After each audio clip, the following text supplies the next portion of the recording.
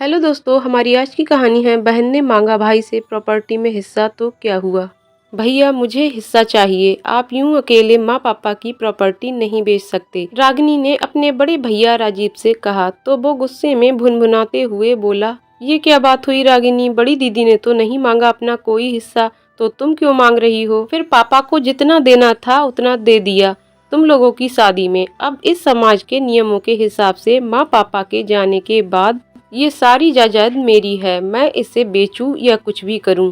ऐसे कैसे भाई, पापा ने मेरी और दीदी की शादी ऐसी जगह की है जहां दहेज मांगा ही नहीं गया था। हमसे ज्यादा तो आपकी शादी में माँ पापा ने खर्चा किया था, क्योंकि जितने गहने जेवर उन्होंने भाभी को दिए उतने तो उन्होंने हम दोनों को मिलाकर भी नहीं दिए। आपकी तो पढ़ाई में भी हमसे कई गुना ज्यादा खर्चा हुआ है। अब अगर दीदी को नहीं चाहिए कुछ तो उन्हें मत दो, पर मुझे मेरा हिस्सा चाहिए बस। वैसे भी अब कानूनन बेटा बेटी दोनों बराबर हैं, तो अगर आप ऐसे नहीं देंगे तो मैं कोर्ट का दरवाजा खटखटाऊंगी, रागिनी ने साफ साफ शब्दों में कहा। तो राजीव परेशान सा होकर बोला, ठीक है, तुम्हें हिस्सा ही चाहिए तो ले लो, पर किसी एक जगह से, जैसे खेत खलियान, पर तीनों का मिलाकर जितना हिस्सा तुम्हारा है उतनी जमीन खेत से ले लो बस, और हमारा पीछा छोड़ो। ऐसे कैसे भाई, मुझे हर जगह से अपना एक टुकड़ा चाहिए, चाहे घर हो या खेत हो या खलियान, और अगर आप एक जगह से देना ही चाहते हो तो ये पूरा घर हमको दे दो, रागिनी ने हट करते हुए कहा। तो राजीव थोड़ा खींचते हुए बोला, हर जगह से तुम्हें एक हिस्सा कैसे दे सकते हैं, इकलौता बेटा होने की वजह से पापा जी ने ऐसा घर कहाँ बनवाया है कि उसमें हिस्से कर सकें। अगर घर का एक हिस्सा तुम्हें दे दिया तो वो घर बिकेगा ही नहीं, और पूरा घर तुम्हें दिया तो तुमको तुम्हारे हिस्से से ज्यादा मिलेगा, तो मैं हर जगह से अपना एक हिस्सा ले लूंगी। कहते हुए रागिनी अड़ गई। हार कर राजीव घर का ऊपरी हिस्सा किराए पर देकर और नीचे 3 चाबियों वाला ताला लगाकर एक चाबी अपनी दोनों बहनों को देकर वापस विदेश चला गया, क्योंकि वो अपने परिवार के साथ वहीं तो रहता था। राजीव के माता पिता ने अपनी बेटियों से ज्यादा राजीव को पढ़ाया था, क्योंकि वो उनकी इकलौती पुत्र संतान थी। संतान तो 2 और थीं, रंजना और रागिनी, पर समाज में फैली मान्यता के अनुसार स्वर्ग की सीढ़ी तो पुत्र से ही मिलनी थी, तो उसे तो सबसे ज्यादा मिलना ही था। रागिनी और संजना दोनों पढ़ने में बहुत होशियार थीं, पर उनके पिता ने उनकी पढ़ाई छुड़वा कर बैठा दिया और राजीव को विदेश पढ़ने भेज दिया। राजीव का विदेश में ऐसा मन लगा कि पढ़ाई के बाद वहीं नौकरी और शादी करके वहीं बस गया। पहले तो राजीव कुछ सालों तक 3 साल में एक बार आता रहता था, पर फिर वहाँ काम और परिवार बढ़ने से उसका आना ना के बराबर ही हो गया था।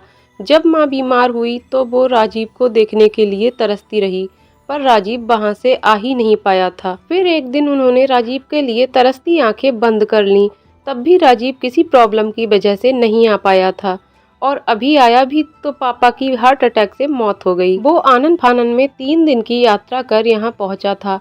आखिर अब उसे पापा को अग्नि देने का परम कर्तव्य जो पूरा करना था, या यूं कहो कि उनके जाने के बाद वो खुद को इस सारी प्रॉपर्टी का अकेला वारिस समझकर आया था, क्योंकि इस छोटे शहर में वसीयत का कोई नियम नहीं था। यहाँ तो पिता की संपत्ति पर बेटे का ही अधिकार होता है, फिर चाहे उसने बेटे के कर्तव्य पूरे किए हों या नहीं। पर यहाँ रागिनी ने बीच में अपना हिस्सा मांगकर सब खराब कर दिया था। रागिनी ने अपने भाई से हिस्सा मांग तो लिया, पर वो अपनी ही बहन और भाई की नजरों में दुश्मन बन गई थी।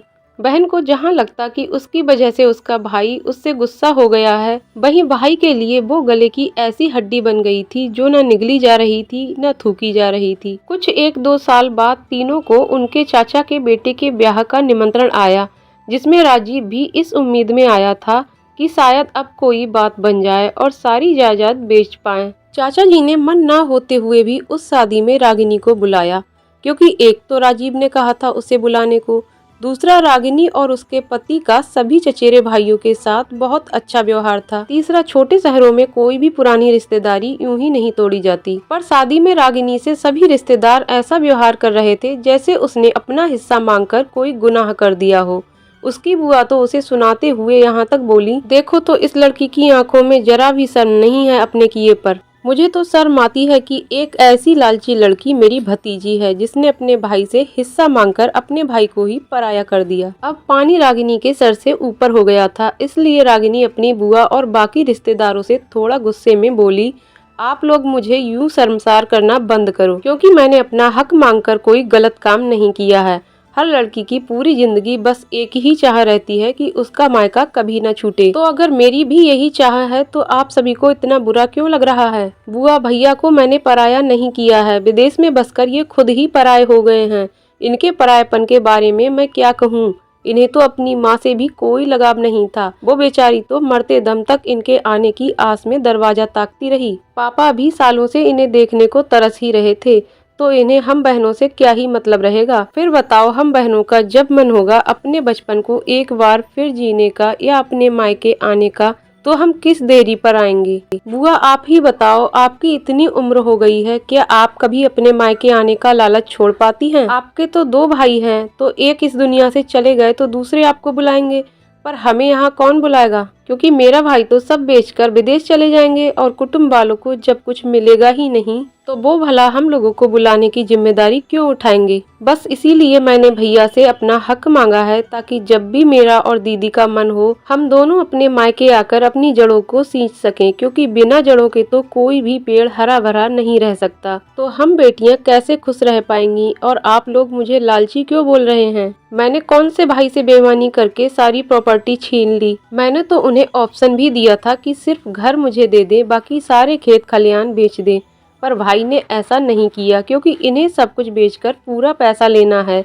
तो आप लोग इन्हें लालची क्यों नहीं कह रहे हैं? रागिनी के सवाल और भावनाएं सुनकर चारों तरफ आंसुओं के साथ एक चुप्पी छा गई, क्योंकि किसी के पास कोई जवाब नहीं था। तभी रागिनी की बड़ी बहन रंजना ने रोते हुए उसे गले से लगा लिया और बोली, छोटी, तुम हमारे लिए इतना अच्छा सोच रही थी और हम तुम्हें ही दोष दे रहे थे। हमने तो कभी ऐसे सोचा ही नहीं था कि इसके बाद हमारा मायका हमेशा के लिए छूट जाएगा। सोचते भी कैसे, हमारा दिमाग तो सदियों पहले की उसी सड़ी गली सोच में उलझा है कि शादी के बाद मायके जो भी है वो सिर्फ भाई का है, उसे वो रखे या बेचे, हमें उससे कोई मतलब नहीं। पर आज अपनी सोच से तुमने मेरी आंखें खोल दी। अब तो राजीव से मैं भी अपना हिस्सा मांगूंगी। फिर रंजना राजीव की तरफ देखते हुए बोली, बोलो राजू, दोगे ना हम दोनों बहनों को हमारा मायका?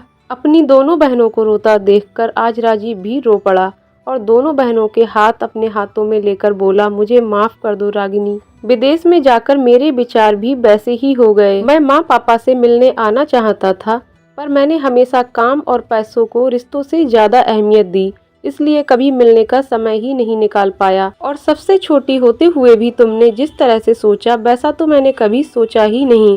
याद तो मुझे भी बहुत आती है, अपना देश, अपनी मिट्टी, अपने घर की। अभी तक तो जब भी आता था तो आराम से घर आ जाता था, पर बेचने के बाद अपने घर आकर कहाँ रहूंगा, ये बात मेरे दिमाग में आई ही नहीं। पर अब जब हमें हमारी गलती पता चल गई है तो इसे मैं अभी सुधारूंगा और हम अपना घर कभी नहीं बेचेंगे, ताकि हम जब भी यहाँ आए अपने माँ पापा, अपनी बचपन की यादों के साथ अपने घर में, अपने आंगन में कुछ समय बिता सकें। खेत खलिहान बेचेंगे तो उन पैसों के भी 3 हिस्से करेंगे। नहीं, हमें और कहीं भी कोई हिस्सा नहीं चाहिए। राजीव के पैसों के 3 हिस्से करने की बात सुनते ही दोनों बहनें एक साथ बोल उठीं, जिसे सुनकर और उन तीनों का प्यार देखकर वहां खड़े सभी लोगों के भीगी पलकों के साथ चेहरे पर एक मुस्कान तैर गई। और कहीं न कहीं एक सोच भी आई उनके अंदर कि बिना पूरी बात जाने उन्हें कभी भी किसी के लिए कोई राय नहीं बनाना चाहिए। क्या पता जो बात गलत लग रही हो वो बात इतनी सही हो कि पता लगने पर किसी से कुछ कहते ही ना बने। तो दोस्तों, आपको कहानी कैसी लगी कमेंट करके जरूर बताइएगा। कहानी पसंद आई हो तो वीडियो को लाइक शेयर करें और चैनल को सब्सक्राइब करें। वीडियो को पूरा देखने के लिए बहुत बहुत धन्यवाद।